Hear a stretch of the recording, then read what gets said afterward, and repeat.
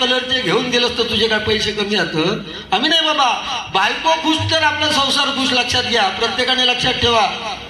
नाहीतर जो ज्याचा घरनीशी वाकडा तो खाय चुलीची लाकडा. त्यामुळे आपल्या बायकोशी बरं व्हाया. लक्षात घ्या, बायको व्हायत आपण गेलो आणि तिच्या जीवावर आपण उड्या मारतो. मग ती विजय म्हणाने, नाहीतर गुंडू म्हणाने, नाहीतर सँडी म्हणाने. काय फरक पडता? काय फरक? त्याने काय फरक पड? अरे पूर्वीचा काळ बुवा वेगळा होता ना. आणि तू सांगतेस की मुलगा पाहिजे, मुली नको. त्या गजरात काहीतरी सांगितलं विषय, मुलगा पाहिजे. अरे आज पोरा हो, लग्न तरी हो काही ना, त्याच्यानंतर पोरांचा विषय कर. लग्नात कोणची होत नाही. का समतोल बिघडलाय हा? तुम्ही विचार केलाय का? मी विचार केला. पूर्वी एका 10-12 होती, त्यामुळे तो बरोबर संतुल होत होता. म्हणजे मुली मुलग्यांचं बॅलन्स होता. आता मुलाच कमी झाली. बुवा काही लोक सांगतात हम दो हमारे 1 डझन तेव्हा होते.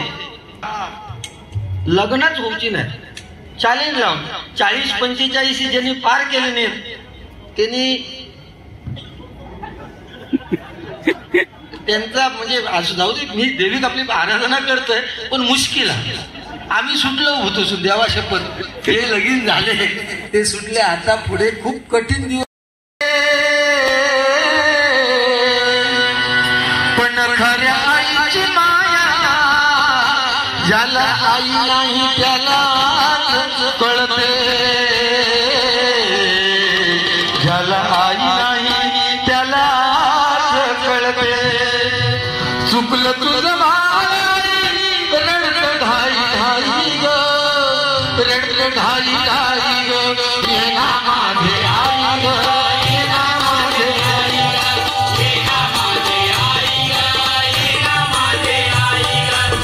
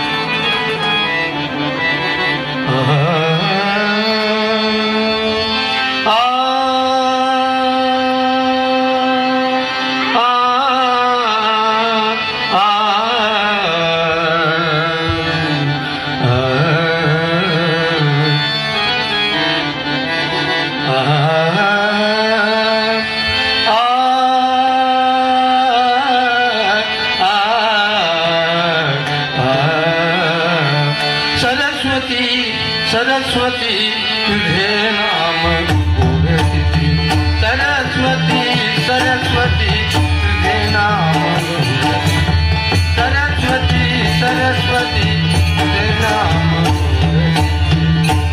नाम गोड किती तुझे नाम गाऊन किती तुझे नाम गोड किती तुझे नाम गाऊन सरस्वती सरस्वती तुझे नाम सरस्वती सरस्वती तुझे नाम सरस्वती सरस्वती तुझे नाम बळे आगळा राम को दंडधारी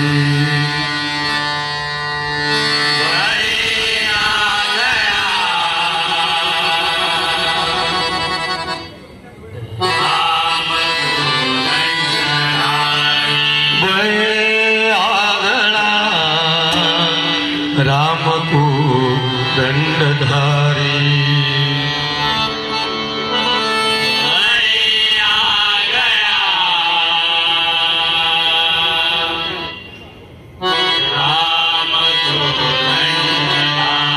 महाकाळ विक्राळ तो ही थरारी महाकाळ विक्राळ तो महाकाळ विक्राळ तो ही थरारी हे मानवा किंकरा कोण देवा पुढे मानवा किंकरा कोण देवा पुढे मणिरा चिंतित जा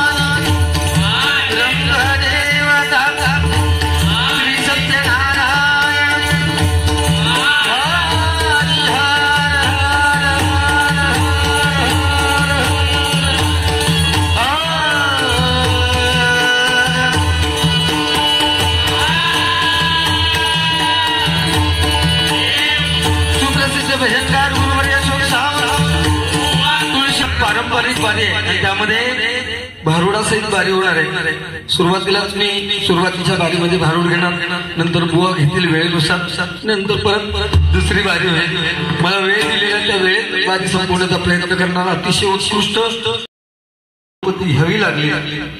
दर दिवशी कलर वेगळे परिधान करून त्या देवीने कधी लढाई केली नाही, परंतु आपल्या महिलांच्या बाबतीत बुवा माझं म्हणणं असं आहे, 9 रंगाची 9 साड्या दर दिवशी परिधान करतात. त्याचं एकमेव कारण म्हणजे पुरुष मंडळी आपण कुठेही कार्यक्रमासाठी बाहेर जाऊ शकतो, परंतु महिलांना एक ठराविक लिमिटेड एरिया असतो.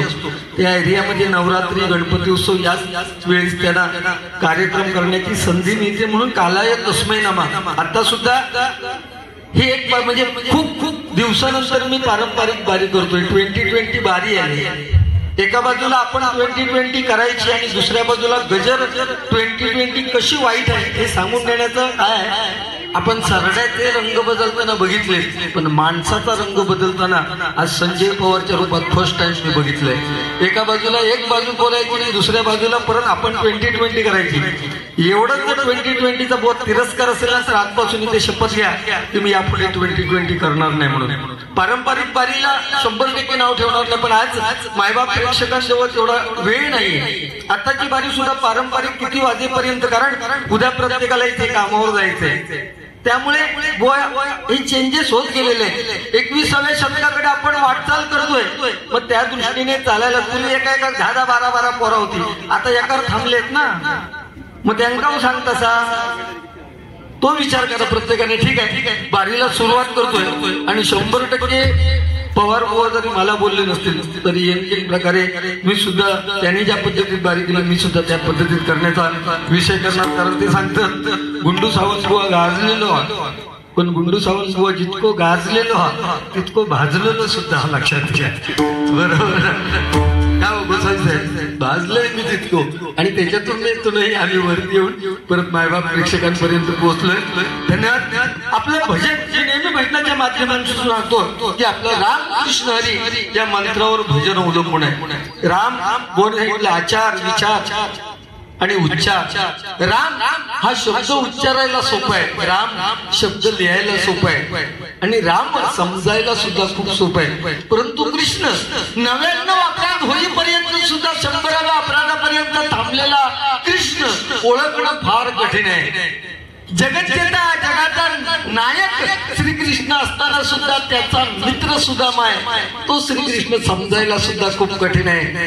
एका क्षणात युद्ध समाप्त करायला ज्याची हिंमत होती तो अर्जुनाच्या रथाचा सारथी, तो कृष्ण समजायला खूप कठीण आहे. म्हणून कृष्ण हे अक्षर उच्चारायला खूप कठीण आहे, कृष्ण लिहायला खूप कठीण आहे, आणि कृष्ण समजायला सुद्धा खूप कठीण आहे. मायबाप प्रभू रामाची प्राणप्रत आपलं हिंदुस्थान आहे, आणि हिंदुस्थानामध्ये प्रभू रामाच्या मूर्तीची प्राण प्रतिष्ठापना व्हायला 500 वर्ष गेली. म्हणजे आपण किती आभागी आहोत प्रत्येकाने इथे विचार करायचा आहे. लक्षात घ्या, आपला हिंदू धर्म आपण राखायचं काम करायचंय. प्रभू रामाची प्राण प्रतिष्ठापना अयोध्येमध्ये 22 जानेवारी 24 झाली, आणि हे बघण्याचं भाग्य आपल्याला मिळालं.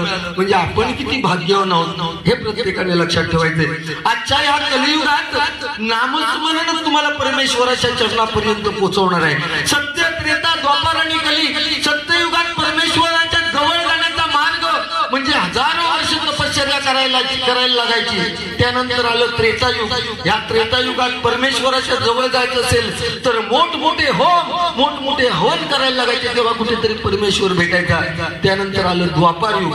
या द्वापार युगात पूजेला आणि अर्चनेला फार महत्व होतं, त्यावेळेस परमेश्वर भेटायचा. आणि आता ह्या कलियुगात मायबाप प्रेक्षको जेवढं तुम्ही नामस्मरण करणार तेवढं परमेश्वराच्या चरणापर्यंत लीन होणार. ही काळाची गरज आहे. नवविधा भक्तीमध्ये आपण एवढे मायबाप प्रेक्षक, पाऊस पडल्यानंतर असं वाटत होतं की मायबाप प्रेक्षक फार कमी संख्येने उपस्थित राहतील, परंतु या महाराष्ट्र नगरची ख्याती आहे की इथे कार्यक्रम नियोजनबद्ध होतात. अतिशय उत्कृष्ट लोकांची अशी बैठकीची सुद्धा त्याने व्यवस्था केलेली आहे. एकदम मंडळासाठी जोरदार टाळ्या वाजवा. आणि ज्या प्रभुरामाच्या नामस्मरणाने आपण भजन सुरुवात करणार त्याच्या नावाने गाण्याला सुरुवात करतोय. श्री राम जानकी बैठे हैं मेरे श्री राम जानकी बैठे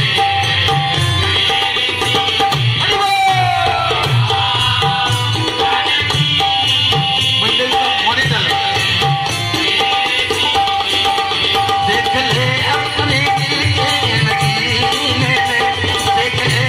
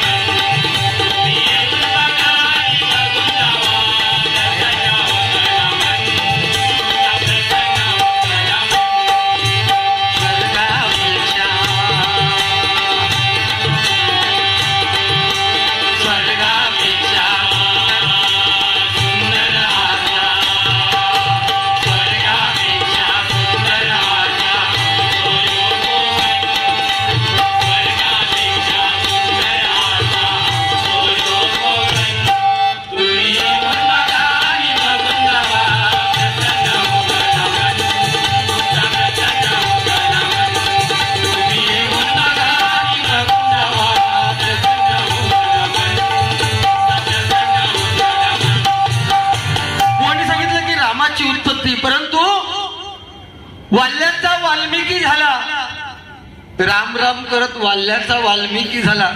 तदनंतर रामायण लिहिलं आणि मग राम जन्मा केलो. मग नारद मुनीने वाल्या कोळ्या राम राम म्हणत सांगितला ना, तो राम कुठलो ह्या प्रत्येकाने विचार करण्याची गरज आहे. लक्षात घ्या. मी काय म्हणतोय बघा, वाल्याचा वाल्मिकी झाला, तदनंतर रामायण लिहिलं, मग राम जन्मा केलो. मग नारद मुनींनी जो राम जपाक सांगितल्याने तो राम कुठलो हे प्रत्येकाने विचार करण्याची गरज आहे. ठीक आहे. म्हणजे काय, आजच्या घडीला खूप वेगळं झालेलं आहे बघा. पूर्वी सत्ययुगात, त्रेता द्वापर आणि सत्ययुगात देव आणि दानव यांचे प्रांत वेगळे होते. देव स्वर्गात राहायचे, दानव पाताळात राहायचे, त्यांचे प्रांत वेगळे होते. त्याच्यानंतर आलं त्रेतायुग. ह्या त्रेतायुगात देव आणि दानव एकाच प्रांतात राहावं लागले. म्हणजे राम एकच प्रांत आणि श्रीलंकेत रावण, तो सुद्धा लंकेत रावण, तो सुद्धा एकच प्रांत. त्यानंतर द्वापार युग, देव आणि दानव एकाच घरात वावरात लागले. श्रीकृष्ण ज्या घरात जन्म झाला कारागृहात, त्याच गृहात त्याचा कौस मामा त्याला मारायला टपलेला होता. आणि आता ह्या कलियुगात एकाच माणसात दोन देव, देव पण असत आणि दानव पण असत. त्याच्यापैकी संजय पवार एक नंबरात लागता. लक्षात ठेवा. अरे मगाशी तुम्ही महिला वर्ग दिसल्यानंतर लगेच त्याची दिशा बदलली. म्हणालो वा, महिला वर्ग म्हणजे रूप आहे आपल्या घरातली महिला. अरे मी तर सांगतोय की 3.5 शक्तिपीठापैकी ही 3.5 शक्तिपीठ आपल्या घरात आहेत. त्यामध्ये आपल्याला जन्मदाती जी आपली आई आहे ती पहिली आहे. त्यानंतर आपल्याला आई वडिलांनंतर भावा म्हणजे आईचं प्रेम देते ती आपली बहीण आहे. आणि त्यानंतर तिसरं पीठ कुठलं आहे माहिती आहे? आपल्या आया बहिणीला आपलं कुटुंब सोडून आपल्यासाठी 7 फेरे घालून आपल्या बरोबर आलेली ना, ती आपलं तिसरं शक्तिपीठ आपलं बायको आहे. आणि अर्ध शक्तिपीठ आपली जर मुलगी असली तर ती अर्ध शक्तिपीठ आहे. बरोबर ना? आज महिला खांद्याला खांदा लावून चाललीत ना, मग त्यांनी दिवसेंदिवस साड्या बदलल्या आणि तू तुझ्या बायको 4 साडी वेगवेगळ्या कलरचे घेऊन गेलोस तर तुझे काय पैसे कमी जात? आम्ही नाही बाबा. बायको खुश तर आपला संसार खुश. लक्षात घ्या. प्रत्येकाने लक्षात ठेवा. नाहीतर जो ज्याचा घरनीशी वाकडा तो खाय चुलीची लाकडा. त्यामुळे आपल्या बायकोशी बरं व्हाया. लक्षात घ्या. बायको व्हायात आपण घेऊ आणि तिच्या जीवावर आपण उड्या मारतो. मग ती विजय म्हणाने, नाहीतर गुंडू म्हणाने, नाहीतर सँडी म्हणाने. काय फरक पडता? काय फरक? त्याने काय फरक पड? अरे पूर्वीचा काळ बुवा वेगळा होता ना. आणि तू सांगतेस की काय मुलगा पाहिजे, मुली नको. त्या गजरात काहीतरी सांगितलं विषय, मुलगा पाहिजे. अरे आज पोरा हो, लग्न तरी हो काही ना, त्याच्यानंतर पोरांचा विषय कर. लग्नात कोणची होत नाही. का समतोल बिघडलाय हा? तुम्ही विचार केलाय का? मी विचार केला. पूर्वी एका 10-12 होती, त्यामुळे तो बरोबर संतुल होत होता. म्हणजे मुली मुलग्यांचं बॅलन्स होता. आता मुलाच कमी झाली. व काही लोक सांगतात हम दो हमारे 1 डझन तेव्हा होते, 7-8 एका होते, एकाच होती. 10-12 एका. आणि त्या आई अजून जिवंत आहेत. म्हणजे हम दो हमारे 1 डझन, नंतर हम दो हमारे अर्धा, नंतर हम दो हमारे 5 डझन. त्याच्या अगोदर 5-6 वर्षापूर्वी हम दो हमारे 2. आता सध्या काय चालू आहे? हम दो हमारा 1. आणि 5 वर्षांनी हम दो हमारा तळपाट. पोरात होती नाही. मी सांगते. आणि 20 वर्षांनी तुमच्या पंतूला तुम्हाला दाखवावं लागणार की ह्याला लग्न म्हणतात. लग्नच होती नाही. चॅलेंज लावून 40-45 ज्यांनी पार केले नाहीत त्यांनी त्यांचा म्हणजे असं जाऊ दे. मी देवीक आपली आराधना करतोय पण मुश्किल आहे. आम्ही सुटलो होतो देवा शपथ. हे लगीन झाले ते सुटले. आता पुढे खूप कठीण दिवस येणारे असं लक्षात घ्या. अरे आपली हिंदू संस्कृती वाढली पाहिजे. किंबहुना मी भाषणाच्या माध्यमातून सांगतोय आपल्या पुढच्या पिढीची जर लग्न व्हायला पाहिजे तर आता 8-10 वर्षात ज्यांची लग्न झाली आहेत आणि जे एकावर थांबले आहेत त्यांनी पुन्हा सुरुवात करा आणि 4-5 मुलांचा जन्म झाला तर या कोणा सुटल्याला. लक्षात घ्या. विचार करू नको. मुंबई काय विचार करू नको. तुझं काय विषय बाबा, तू जाऊ दे. असू दे. रुपावली घेतोय. रुपावली पांडुरंगा प्रती आहे. पांडुरंग विठेवरती राहिलाय. 28 युग. कोणाची वाट बघतोय? पुंडलिकाची. कोण पुंडलिक?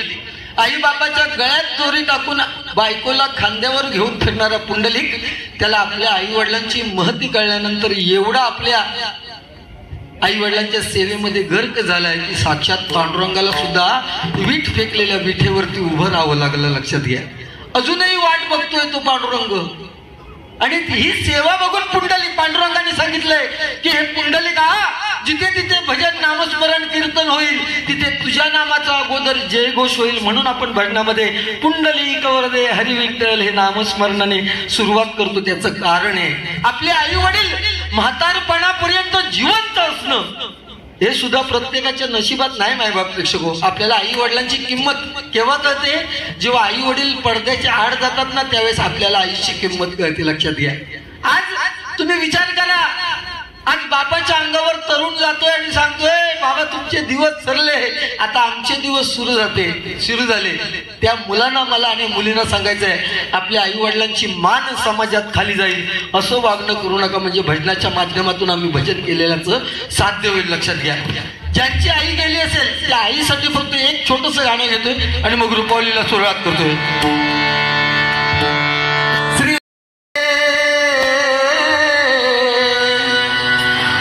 खऱ्या आईची माया ज्याला आई नाही त्याला कळते, ज्याला आई नाही त्याला कळते. चुकलं तुझं बाळ रडत ढाई ढाई ग, रडत ढाई ढाई ग, येना माझे आई ग, येना माझे आई ग, येना माझे आई ग, येना माझे आई ग, येना माझे आई ग, येना माझे आई ग. चुकलं तुझं बाळ ढाई ढाई ग, चुकलं तुझं बाळ रडत ढाई ढाई ग, रडत ढाई ढाई ग, येना माझे आई ग, येना माझे आई ग, येना माझे आई ग, येना माझे आई ग, येना माझे आई ग, येना माझे आई ग. किती गजेच झाले आज सांगू मी कुणाला, सावली निघून गेली पडलो मी उन्हाला, वासराला सोडून कुठं गेली कशी माय, वासराला सोडून कुठं गेली कशी माय, गेली कशी माय. येना माझे आई ग, येना माझे आई ग, येना माझे आई ग, येना माझे आई ग. चुकलं तुझं बाळ आई रडत ढाई ढाई ग, चुकलं तुझं बाळ आई रडत ढाई ढाई ग, रडत ढाई ढाई ग, येना माझे आई ग, येना माझे आई ग, येना माझे आई ग, येना माझे आई ग, येना माझे आई ग, येना माझे आई ग, येना माझे आई ग, येना माझे आई ग.